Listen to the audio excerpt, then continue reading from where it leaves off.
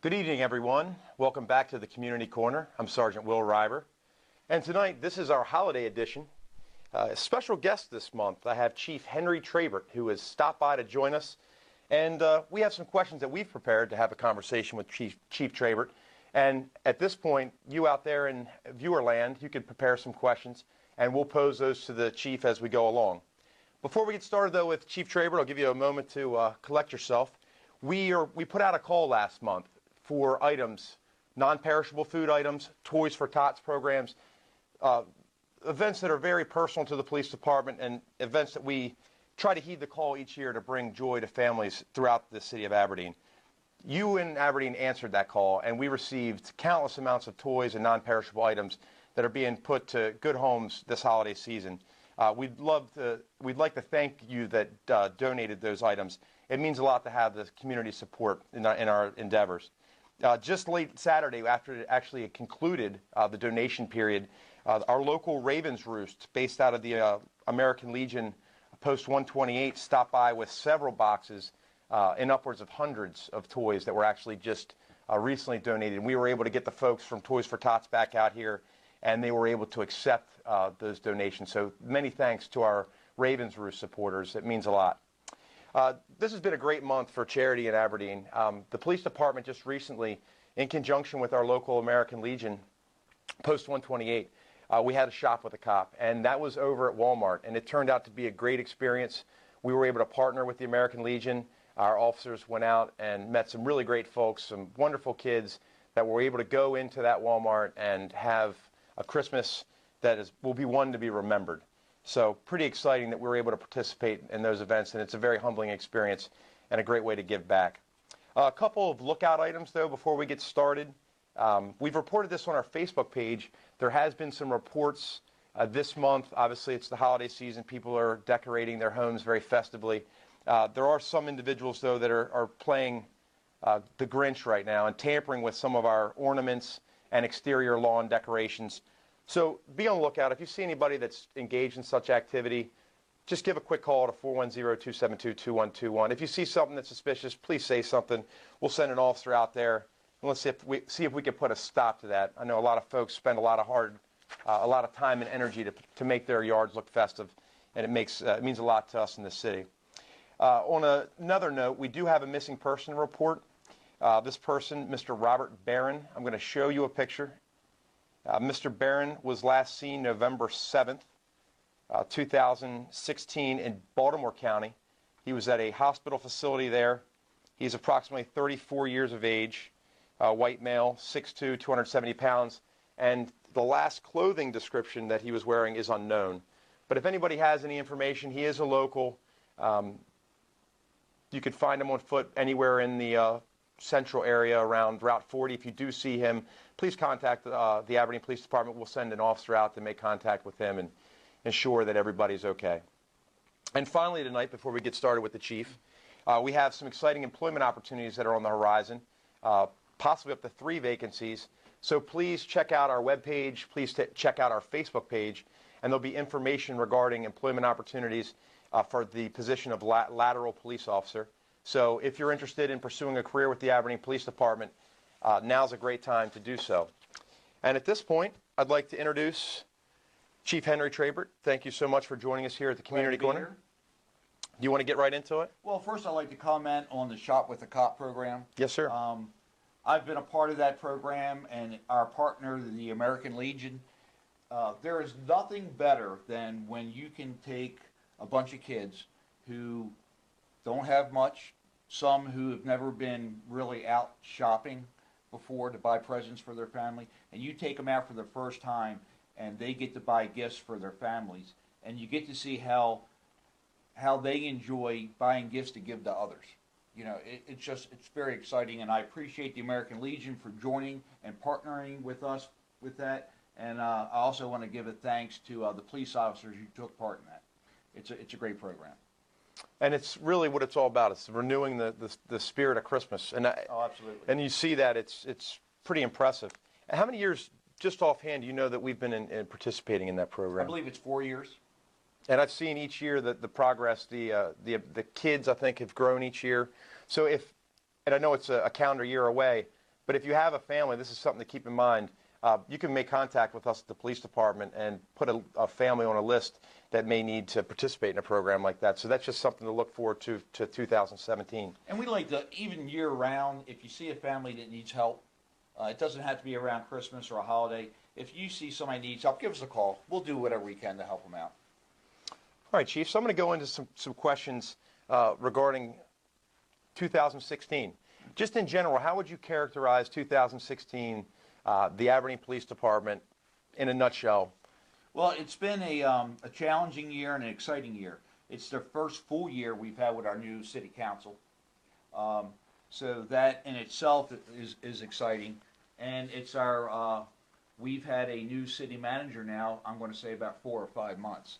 So that brought some interesting challenges along with that, introducing the new city manager to our department, showing him how it works, getting input from him. He's very experienced. He's been with other police departments in the past and throughout the country, and getting his perspective on how other departments run, bringing that in here with us and showing him what we have has been very fruitful for us, and I think it's very, I think he recognizes our potential and how good we are. What are some of I know this year we had a lot of events dealing with the community. Was there anything in particular that stands out to you as something that was pretty impactful as the chief of the organization? Well, as you know, our philosophy is community policing, and it's not something we just do during different events. We do it every day. We believe community policing is something everyone does, from the crossing guard to the chief of police, sworn and civilian employees. We do a lot of different events out in the community. We do cookouts. We have badges for baseball, where we play. Our guys go out and play with the baseball and teach them, the young kids, some techniques, some skills on how to play baseball. We do, anytime we get a chance to get out in the community to meet people, it's a good thing, and they really respond back. I mean, that's what we're all about. We've had some serious crimes in Aberdeen this year, and we were able to solve those crimes because of our partnerships and relationships with the community. Because they reach out to us if they see something, there are eyes and ears out there, and because there's a mutual trust between us and the community. When these crimes occur, they call us, give us information, and it makes our job a lot easier. So it's a true partnership between us and the community. Excellent. And talking about community policing, why is community-based policing important to you? And you've talked about the general philosophy, but personally, what do you think the benefits, the measurables, why is it such an important ability to ingrain ourselves into the community in a way to be productive? Well, the police are part of the community. I mean, we're not separate. We are a part of the community. A lot of our officers live in the community, and even the ones that live outside the community are considered part of this community when they're here. I don't believe in that separation. I believe we should all work together for a common goal. And what's the common goal? Public safety. Everyone wants to feel safe walking to the store, walking to school, playing out your backyard, on your front yard, driving down the street. So it's important that we get out there every day and communicate with the public and build that relationship, so they know who we are, we know who they are, and we don't run into obstacles like some departments have in other parts of the country. Because when something serious does happen here, I believe that because of our relationships with the community, we will have their support, because they always have our support. Okay, we have a question that came in, and it regarding community policing. And this is a tough topic. It's one that you've addressed. It's been publicly recognized in our local print media. Stephen Dennis asks, what is going to be done about the homeless tents by the tracks? And I believe he's regarding the tent area by the former Moose Lodge on Rogers Street. Well, we do have, and I appreciate that question. We've been talking about that at our council meetings. It's been in the paper several times. Just so you know, I have a lot of compassion for the homeless. If you could imagine, it's been like 20 degrees or less outside. Could you imagine having to sleep outside in that weather? The conditions are unbearable. My goal is to, and not just in that area, but all the homeless in Aberdeen, is to make them uh, good citizens and active citizens for Harford County and the city of Aberdeen. And to do that, we have to give them help. They can't do it on their own. It takes a relationship between the police department, faith-based organizations, county government, Department of Social Services, all of us working together to provide services for the homeless so they can find jobs and prosper on their own. Specifically on the tracks, what we're talking about here, we are working with them. I just got from the county free bus passes from here to Edgewood. And I just happen to have a pamphlet here. And there is between 8:30 and 11:30 a.m. and between 1 p.m. and 4 p.m. If anyone knows of a homeless family or of a homeless person, you can tell them to come to the Aberdeen Police Department, and we will supply them with a free voucher that will take them from Aberdeen to Edgewood at a Community Action Agency satellite office at 1010 Gateway Road. And they do not have to take a drug test, they do not have to take an alcohol test, and they will be admitted in the shelter if there is room. So it's like first come, first served. So every day we do have these vouchers to get them down into a shelter. We are working with the owner of the property over there by the tracks. He is respectful of the people who are making their home there, and we are trying to make arrangements when they do move that they move to a safe and warm place where they can take care of themselves and or other family members. Okay. Chief, you've been a huge proponent of social media and the various platforms that we operate under, specifically our web page and our Facebook page. You've used that in a way to really offer an unfiltered source of providing real information about what's going on here in Aberdeen, and not screening information, selectively releasing things when it suits our needs in terms of favorability or non-favorability. What's the basis for that? Why is it so important to you to maintain that direct line of communication with our citizens? Well, if you look in the past, if you look across the nation, some of the issues that police had with their community was that the community did not know what the police were doing. Or when something happened, that incident and the details of that incident, even though it wasn't part of a critical investigation, weren't being released to the public. And when you don't release that kind of information, there's an anxiety that builds within the public and a distrust. I did not want that here, so I believe that we should be very transparent with the community, and when we have the opportunity to get it out to them as fast as possible. Now with the social media, I can do that. I can do it through our website, through Facebook, through Twitter. We have a great PIO team, and you're part of it, that gets this information out fast. It gets to the public so they know what's going on. There's no real guessing. Of course, we're not going to give out any information that would interfere in our criminal investigation, but all that other information, the public should know what we're doing. They should know what happens and when it happens and what we're doing about it. And the faster we get that out there, the better informed the public is, and I think that in itself builds trust. And if there's no trust between us and the public, we're not going to go anywhere. You have to have trust, and I believe using our social media is a cornerstone to keeping the trust with the public. Plus, they want to know. I mean, they want to know what the police department's doing. They want to know when we put stuff out, where there's a traffic accident, if they want to take an alternate route to go somewhere else to get there quicker. They want to know if there's a fire somewhere, then if we can put that out, we put it out. Missing persons. We've caught bad guys using our social media because we get that information out quick and the public responds, and we've been able to make arrests very, very quickly. And so that, once again, it's that partnership, and it's that mutual trust and respect. So, basically, we're a transparent organization that we are part of the community, and they need to know what's going on, and we need to have an avenue to get that out to them. And I think the social media is perfect.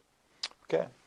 The Aberdeen Police Department recently has been accredited through Kalia That accreditation, I believe we're the first local law enforcement agency to attain such accreditation. And this came directly as a result of your leadership. Could you explain a little bit to our viewers what Kalia is and how it affects the APD? What's the benefits of being a Kalia? Well, Kalia is the Commission on Accreditation for Law Enforcement Agencies, and that's a international accreditation. It's the gold, what they call the gold standard of policing. It's it's an organization that has a list of standards that each agency who wants to be accredited have to meet, and they're very difficult standards. It took us 3 years. It took us 3 years of constant work and reorganization to build an organization that the commission would consider for accreditation. The bottom line is it keeps us accountable to the public, and it keeps us accountable to each other. So no longer is, I know at the end of each month what's going on because everything is documented. You as a supervisor know what your people are doing because now there are certain standards they have to meet, certain documentation they have to send up, so we know what's going on. And it brings about a professionalism that is that you don't see everywhere. I don't like to brag too much, but it does bring about a professionalism that brings out the best departments in the country. And I'm proud of the accreditation. I think it made us a better police department. We have to keep upgrading and make changes and develop new challenges to meet the new standards that come out constantly.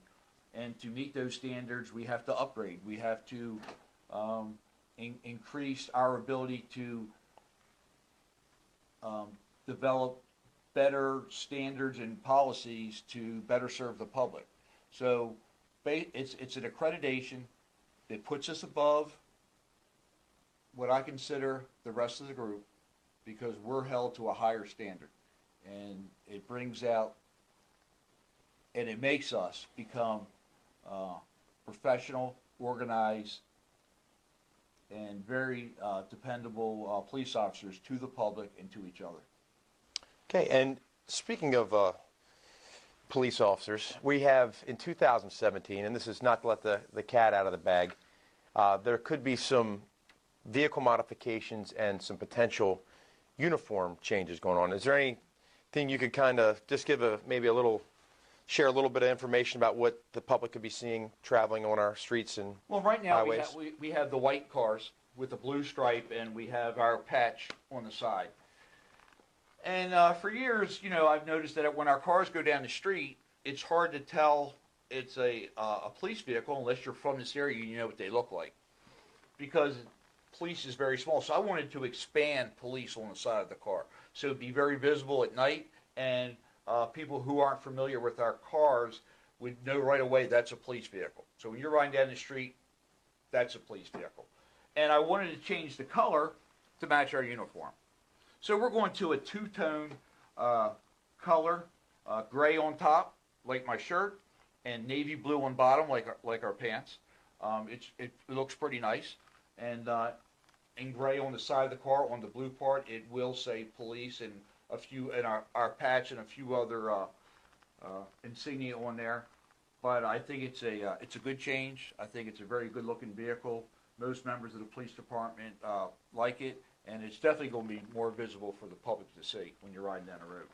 And for our patch, we're just going to put the state colors in on the seal, just to kind of bring out the patch a little bit and make it a nicer appeal. When do you think the public can expect seeing some of these cars hitting the streets? Are we looking at a few months down the road, or? Well, it'll take some time. I think you'll probably see one car in the next month, and then about every 2 months you'll see another car because we have to. We had Canby paint shop in Aberdeen donated the paint, Oh, wow. They donated paint to us. They're very good to law enforcement. They donated the paint when we were discussing what we wanted to do. So it's really not. It's only costing us for labor, because people will ask, where you get the money to paint the cars. It's only costing us for labor, and we're not using any city funds. We're only using funds that we seized from drug dealers that we have. So it's not costing the taxpayers 1 cent. It's all the drug dealers are painting our cars, basically. And Thank you. And with Canby giving us the paint to do it, we can afford to do about half our fleet, and we'll fill the rest of the fleet in as we buy new cars. Well, that's pretty exciting. I know Yeah. the word on the street amongst the officers, they're excited about this change. And in the past year, we've seen historic drops in our Part 1 crimes and the documentation of such. What, in your opinion, do you believe is the backdrop or the cause for such a historic reduction in Part 1 crimes? Well, first of all, I have to give the credit to the men and women who patrol our streets every day. Our police officers are out there every day. They're walking foot patrols, especially in the business areas. They are doing bike patrols in the summer, and all these patrols we increase every year. We get better at it. We learn where what specific areas we want to go to. So we have the bike patrols. We have the foot patrols. We have the special operations that we run, where we put plainclothes people out every day, and we try to be proactive in making arrests on crimes that we think may happen in a certain area. So I think all of that together, and the relationship we have with the community, and I talk about the community a lot, but that's what it's all about, is our relationship with the community. Our relationship with the community now allows them to work with us to help, what I think, prevent crime before it happens. So when a business owner sees something suspicious, he can look and he'll call us, where maybe a couple years ago he wouldn't. Now he'll give us a call and let us know what it is. If it turns out to be nothing, no big deal. That's what we do every day. But a lot of times it turns out to be something, and we can take action before the crime occurs, and I think that all brings crime down. So it's a combination of community community involvement, police patrols, dedicated police patrols by our officers who are the meat and potatoes of the police department. It's the guys you see every day out there on patrol, getting familiar with the neighborhood and the people who live there, and the business owners and their managers. And that combination, plus we have a good city. The city is it's getting, I think, more prosperous every year. I think Brack brought in some elements to the city that make it a safer city.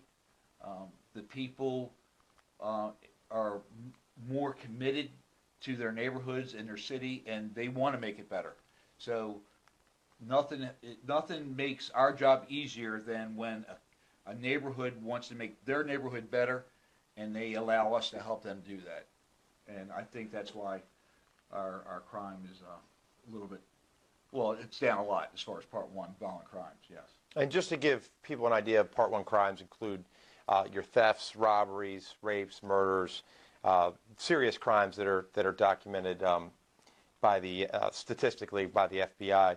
And we've seen a historic drop, it seems, over the past several years in those particular crimes. And as you said, that's something that's quite an accomplishment. And I will mention, because some people say, we did have 2 incidents this year where 3 homicides took place close together. Both incidents were isolated, and we made an arrest very quickly. And we made those arrests using public information. It was unfortunate that it happened, but we were able to get there as soon as possible. Those kind of crimes are hard to prevent sometimes, because you can't predict when people are going to do certain things. But we did have the ability, once the crime occurred, to solve it basically within weeks, and one within a couple days. And everyone involved in both of those crimes have been arrested and are awaiting prosecution. All right, sir. I got a question that's come back in concerning Stephen Dennis again about the increase in traffic using Mount Royal Avenue and Hillcrest Drive. Traffic leaving APG is cutting from Route 22 to Paradise Road, I guess using that route, and they're traveling at a high rate of speed. Is there anything that, could you speak on what we have available here for those type of complaints? Well, I'm familiar because I used to live on Hillcrest Road. I think with all the construction on 22, because they're widening, they're going to make Route 22 3 lanes. People are using Mount Royal and the Hillcrest as a shortcut. The only thing that we can really do is more speed enforcement, and we'll do that now that we have this information came in. We'll put our speed sign up so we'll let people know what the speed limit is, and then we'll do some speed enforcement. Just to warn everybody that when we do these kind of neighborhood speed enforcement activities, most of the people we give ticket to are people who live in that neighborhood. So if you're listening and you live in that neighborhood, we are going to do some speed enforcement on Hillcrest, Mount Royal, and some streets behind there. So please slow down because we're going to be out there. All right, I got another question that came in. This question is from Darren Wassam, and he's wondering if there's any chance the Auxilary Police, and just for you folks, the Auxilary was a volunteer police group that augmented our patrol operations that was in existence for many years here at the police department. So is there any chance, are we looking at bringing them back? There's always that chance that we may. Right now, there is nothing on the table that we are going to bring them back. They were a good component to the police department. If we consider bringing them back, we're going to have to look at a different type of structure, a different type of command, and look at what specifically their job duties will entail, and how to get them to reach their goals. But I tell you what, we have so many things going on right now in the police department that the Auxiliary Police is not at the top of my list. Okay, and Scott Hodge writes in, any volunteer opportunities for someone that wanted to volunteer some time here at the police department? Would there be any position available? Or are we considering maybe creating an avenue for people that just want to lend some time to help out? I'm not sure right now, but if Scott wants to give me a call and we can talk about it, we may be able to find some things for people to volunteer. I don't know. We have certain areas of the police department where you have to have certain kind of background checks and certain, you're not allowed in certain areas, but I'm sure there are some things that they could volunteer for. I'm not exactly sure what it is. Maybe administrative stuff, maybe helping some of the officers, or just doing a ride along with the officers. That's always available. So if Scott wants to give me a call, we can discuss it and go from there. Well, just now that you've brought it up, it may be an opportunity to talk about our ride-along program. It's something that's available to our citizens, something that if you really want a unique opportunity to see firsthand what law enforcement what goes on in law enforcement day in and day out, the rigors of the assignment that the patrol officer carries each day as they perform their duties on whatever given shift they're assigned to. I would encourage anyone that has any interest in either one, becoming a law enforcement officer, to take an opportunity, ride with a sworn uniformed police officer, and get a firsthand experience of what they go through. And also, if you don't want to choose a career path in law enforcement, but are interested in knowing what goes into the duties of a police officer, it would be an excellent time to come out, meet some of the law enforcement that serves your community, and kind of find out what we do each day. I've got another question that came in. This one is from Alexandra. I'm not going to try to butcher the last name, but the question is, has anything been done about the stealing of Christmas decorations? We haven't been able to decorate our house this year in fear of tampering on our property. And there's a site, she cites that there was some tampering on the property of someone they knew 6 months ago. They're new to the Aberdeen area. I don't know. I would have to believe that it's kids that are taking some of the? Are we talking about light bulbs off the? Well, there was several instances where, and it's somewhere it was undetermined whether or not it could have been animals that had messed with some of the ornaments and arrangements. Others are clear cut. There was two instances, two reports that I've seen where there was actually a clear cut theft of the LED illuminated projector lights. So we have had several instances. I don't believe it's rampant throughout the city, but I do know that the patrol shifts. I just spoke to someone coincidentally before coming up here, and they're actually putting details together. The shift that is working today is very much aware of what's going on, and they are dedicating their resources, being out in the community and looking for those that are willing to cast a cloud over the Christmas spirit that's going on here in Aberdeen. Yeah, we always have our patrols doing a little extra around the holidays, looking for vandalism and theft from Christmas lights or ornaments from the neighborhoods. But once again, I'm going to ask the public. If you see somebody in your neighborhood walking down the street with a bundle of lights, or if you see some kids running through the neighborhood, give us a call. We don't mind getting the call and driving by and talking to whoever's out there and find out why they're there, or if they're from the neighborhood or what they're doing. So if you see anything suspicious, just give us a call, and we'd be glad to come down and talk to whoever about whatever's going on in your neighborhood, and then hopefully we can resolve whatever these issues are. But I think they are very sporadic, because I haven't really heard a lot about the thefts. I'm sorry whoever called in that her Christmas ornaments were taken, though. And to piggyback on that, Chief, in regards to reporting crime, and in this instance we're talking about ornaments and things like that, different decorative lighting.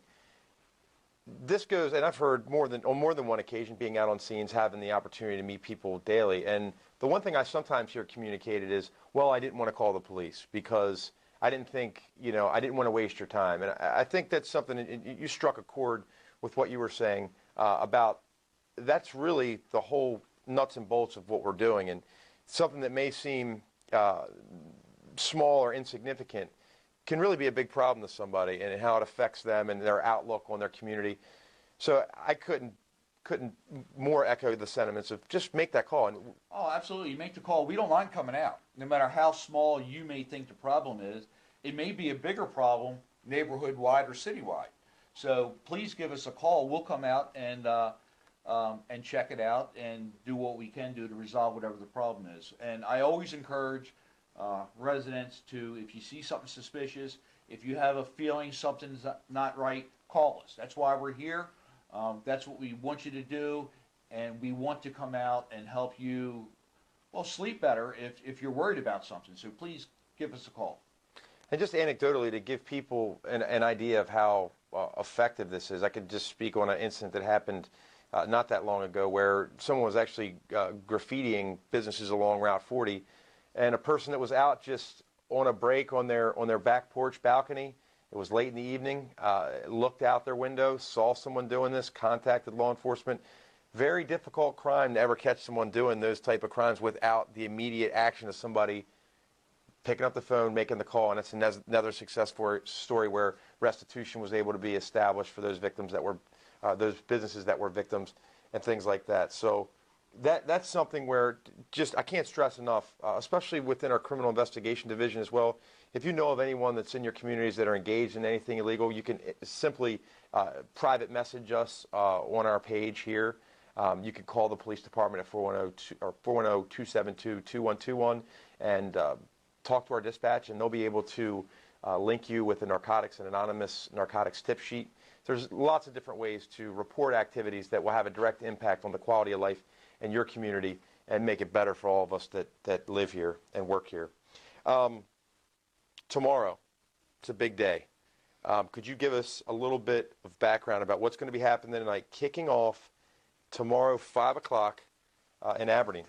Well, as everyone knows, I believe it's been 7 years now. I can't believe it's been that long. That's what somebody told me the other day, where we started Santa on patrol. We started with Santa just in the back of our pickup truck and driving around the city, to now where we have a little caravan with a and we pull a sled with Santa, Mrs. Santa, and we always have a few elves on there, and we visit all the neighborhoods in the city. We normally do it on a Saturday. We start out very early in the morning, and we go through Saturday night. Unfortunately, it was supposed to occur this past Saturday, but we had that ice storm, so we had to postpone it for the safety of not only the officers involved, but the kids coming out, running out in the street to see Santa. So we are going to, it was postponed until tomorrow night. We are going to do it again tomorrow night between 5 p.m. and 9 p.m. We only have 4 hours this time. We can't hit all the neighborhoods. It's impossible. So what we did is we found, and I know you have a list, and you can read, but we found certain stops that we posted signs. And we're going to go to those stops, so we're hoping people who live in that area will bring their kids to that stop, and when Santa arrives, they can meet Santa Claus there, and then we'll go to the next stop. So, and we will also have, if you follow Facebook, we'll be documenting where we are, what stop we're at, and our estimated time to get to the next stop. So people can follow us where we are on Facebook, and they'll know when to get to each stop. And I'm looking forward to it. It's a great time. The kids love seeing Mr. and Mrs. Claus. We have little gift packages for them, and it's very exciting. It's one of my favorite Christmas activities that we do in the city, and I really look forward to it. I apologize that it'll be cut short this year. Unfortunately, Santa couldn't control the weather for us, so we're going to be out there, and we look forward to seeing all the kids and their parents who also get very excited when Santa comes down the street. Okay, well, to piggyback on that, Sarah Cruz just wrote in and says, we have a lot of children in the newer neighborhood behind Highland Commons. It's Winston's Choice community. Where is close to the, where would the closest location be to see Santa on patrol? So Sarah, if you're still following, I'm going to go through these locations and I'll highlight the area that would probably be most beneficial to you. And I think you actually have 2 options that you may want to choose from. But this will be the order. I know Officer Neidig will be active on Twitter and Facebook, letting all the folks know the estimated arrival time at each location. The first location that's going to be stopped out at would be George Lisby Elementary School, located on Edmond Street. And from there, we'll be stopping at Victory Park. North Dean Park. Sarah, this would be a location for you. Actually, Victory or North Dean, both of them are over on that side of Route 22 and Post Road. The next location will be Windsong Drive at Woodcrest. And then that's going to be followed by the entrance to Eagles Rest, which is a newer community off of Baldino Stepney Road. From there, they're going to caravan over. I guess Rudolph will be in the lead, to Ollie's parking lot. I think most in the town are familiar with Aberdeen Plaza and the Ollie's parking lot. And from there, they'll be heading over to Plater Street Park, located off of Plater Street, and then to Bakersfield Elementary School. And that will be the final stop during the procession. So I know I've talked to Santa personally. He was actually in the building earlier today. He's pretty excited about getting out and seeing the kids. And I know he rigged some other contraptions this year to try to fight off the weather elements. He really wanted it to happen last week, and it's a shame it wasn't able to. But for everyone to know the amount of preparation that goes into put on an operation like this, folks had to rearrange their schedule. And obviously, this time of year, a lot of people have very small windows of opportunities to do things like that. It's a great cause, something to be applauded. We have a schedule from 5 to 9, but we're going to complete each stop. So if we're running late, we will be to your stop. So don't worry about it. If it happens to run after 9 o'clock, if we're not at stop 7 or 8 yet, we will get there. I do promise you that, unless the sled breaks down. But I anticipate sleds have broken down in Aberdeen. Sleds have broken down, and it could happen this year. But I have confidence that we will make each stop. And I'd also like to mention that while we're talking, if there is a community out there that would like to set up a meeting to talk to me and members of my command staff or some of our patrol officers, please give us a call. Let me know. We can arrange that. We can arrange it here or at a place that you would like to meet. I'd like, if it's one-on-one, you could always come to the station, but I would like to meet, at least several members of the community to hear what issues you may have, what complaints you might have, and what good things you have to say about the police department. And we can work together to resolve whatever problems you might have specifically. So I encourage you to give us a call and set up a meeting. We'd love to do it. We're going to be wrapping things up here. Just want to answer a few more questions that came in. One was specifically, who does one contact for a ride-along? What I would suggest you do is come in during our day shift hours, Monday through Friday. There's some steps that have to be achieved prior to doing that ride-along. Very simple. Come in during our daytime hours. You can ask for the patrol supervisor, and that supervisor can walk you through the steps. Very seamless, easy process. Unless you're wanted, you won't want it. You'll take a ride, but in a different. You'll see a different view of the car. But it's just a quick background check that's done. Very simple, very harmless. You'll meet the folks here and have a great opportunity to go out and see Aberdeen in a different perspective from those that are protecting and serving each day. And I just want to kind of mention this comment. It came in from Tassin Coyote. She says, your police agency is very connected to the community. I'm not a resident of Hartford County, but this is great to watch. So, Chief, I think this kind of... Oh, we appreciate that. We really do appreciate that. And we are going to continue our responsibility to the community and building our relationships and partnerships with the community and business members of Aberdeen. Like I said, it makes it easy for us to do our job, and it just makes Aberdeen a better place. I live in Aberdeen. I want Aberdeen to be the best community it can be. So anything we can do for anyone out there, and it doesn't have to be around, like I said, it doesn't have to be around the holidays. Give us a call. Even if it's potholes, lights out, a pole down, give us a call. We know who to call. I mean, we're not going to fix a light pole. We're not going to fix a pothole, but we know who to call to get it done quick. So don't forget to call us if you need us. All right, folks, there's a few questions on here we're not going to have an opportunity to answer directly as I sit here before you, but we will respond to your comment. One of our PIOs will be on there. We're very engaged on our media pages. So if you have questions, is there something you didn't put on a more public platform that you would like to ask, or information you would like to provide specifically, simply instant message us, and we can get that information to the people that will be best served to act on it. On behalf of the Aberdeen Police Department. Very nice Chief, job. Thank you, sir. Chief Trabert, I'd like to thank you for taking time out of your busy schedule to stop by and have a conversation with the community tonight. And on behalf of the Aberdeen Police Department, I'd like to wish everyone a Merry Christmas and have a safe holiday season. Yes, Merry Christmas.